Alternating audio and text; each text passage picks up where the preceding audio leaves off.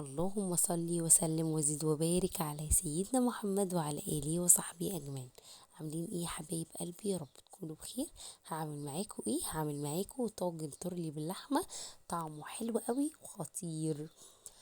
عندي اول حاجة ايه؟ عندي لحمة، دي لحمة بناتي مقطعاها.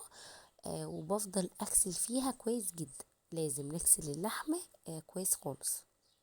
هفضل كده اغسل فيها لغايه اما الميه عندي احسها خلاص بقت بيضه مفيهاش اي حاجه. بغسلها كويس جدا.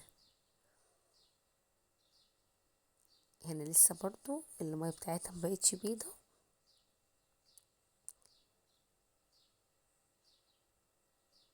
فغسلتها كمان غسله كده.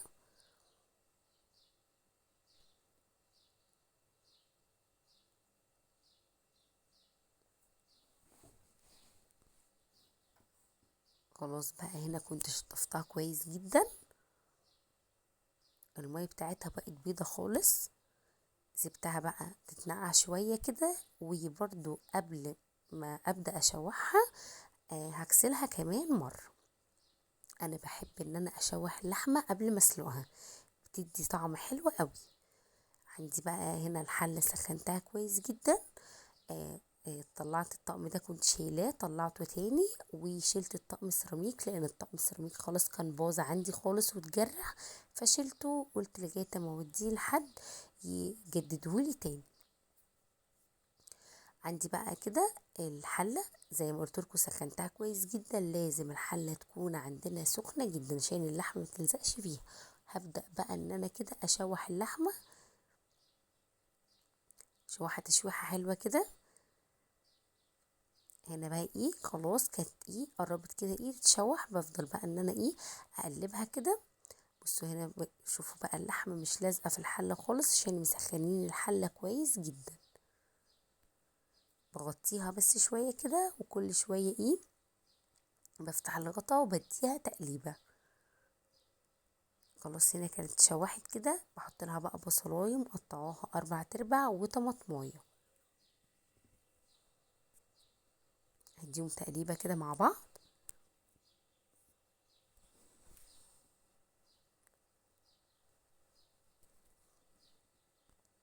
في المنظر ده كده. بعد كده بقى احط لها ورق لوري وفصين من الحبهان. اديهم برضو تقليبه كده.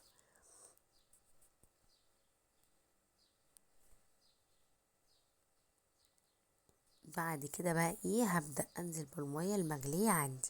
لازم مية مغلية عشان اللحمة تستوي عندي كويس. ممكن تغلو في البراد وتغلو في الكتل، انا بعمل كده ساعات وبعمل كده ساعات. اهم حاجة طبعا بتبقى مية مغلية عندنا كتير عشان كل ما المية عندنا بتقل بنزودها.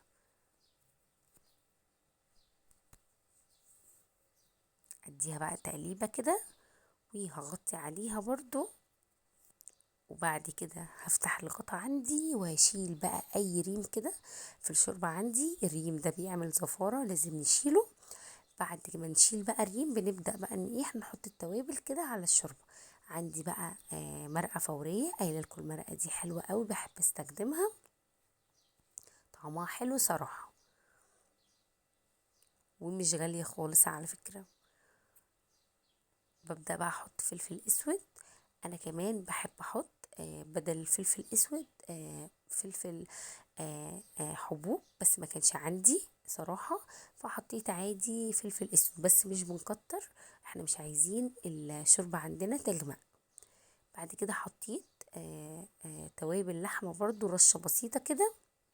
ومش بحط الملح خالص غير لما اللحمة بتستوي عندي. بعد كده هعمل ايه؟ بعد كده بقى هنعمل الطاجن. آه طاجن التورلي حلو قوي صراحة والطريقة دي جميلة. عندي بقى حلة وحطيت فيها حتة زبدة كده وشوية زيت عشان الزبدة متحرقش مننا. عندي بصلاية بقى مقطعاها مكعبات. هبدأ بقى ان انا اشوحها كده لغاية لما تدبل وتديني اللون الذهبي. بعد كده عندي فص بقى من الثوم بيدي طعم حلو قوي صراحة في التورلي. هبدأ ان انا اقلب كده وعايزة بس التوم يطلع ريحته كده، انا مش عايزة التوم عندي يتحرق.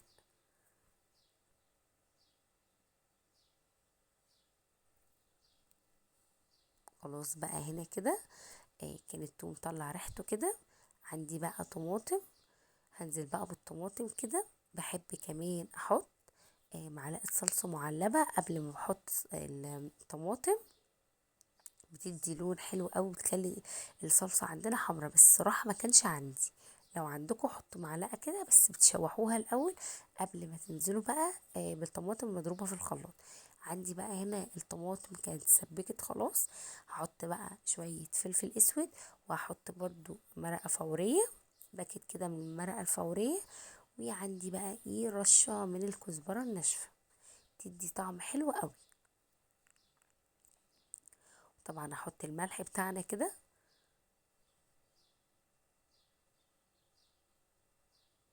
عندي هنا بقى بسلة وجزر،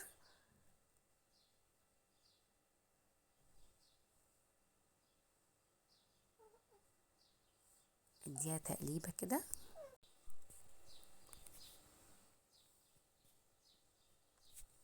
حطيت بقى رشة من السكر كده، السكر بيعادل الحموضة بتاعت الطماطم، رشة بسيطة مش بنكتر.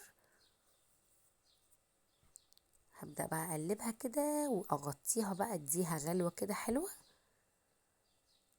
اول كده ما بتاخد عندي غلوة حلوة، بحط لها بقى شوربة بتاعت اللحمة. بحب احط البسلة شوربة بتاعت اللحمة، بتدي طعم حلو قوي.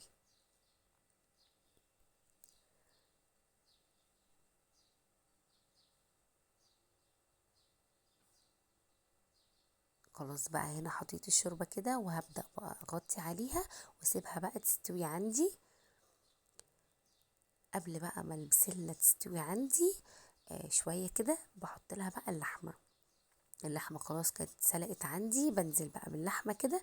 بس انا ما حطيتش كمية اللحمة اللي عندي صراحة، انا سبت ايه كام حتة مسلوقة كده، عشان برضو اللي عايز ياكلها مسلوقة ماشي، اللي عايز ياكلها في الطاجن ماشي.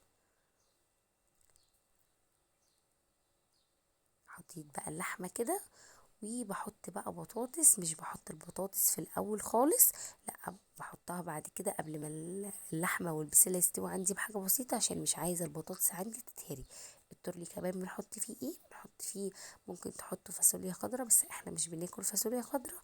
وكمان بحط كوسه، بس صراحه ما كانش عندي كوسه. بعد كده حطيت بقى التورلي في الطاجن، ودخلته الفرن كده. كان استوى وطعمه تحفة، واللحمة كانت دايبة. كمان عملت رز في الفرن. انا بحب اعمل الرز في الفرن في الطاجن الفخار، بتفرق قوي صراحة، بحبه بالطريقة دي. وخلاص بقى هنا كان الاكل بتاعنا بقى استوى وغرفته. بصوا بقى التورلي، الريحة يا جماعة مش قادرة اقول لكم الريحة عاملة ازاي. وكمان بقى حطيت الرز، وحطيت شوربة وليمون، وحطيت اللحمة المسلوقة اللي عندي وفلفل وملح. وكمان كنت عاملة بتنجان مخلل، تحفة بجد. والاكل كان خطير.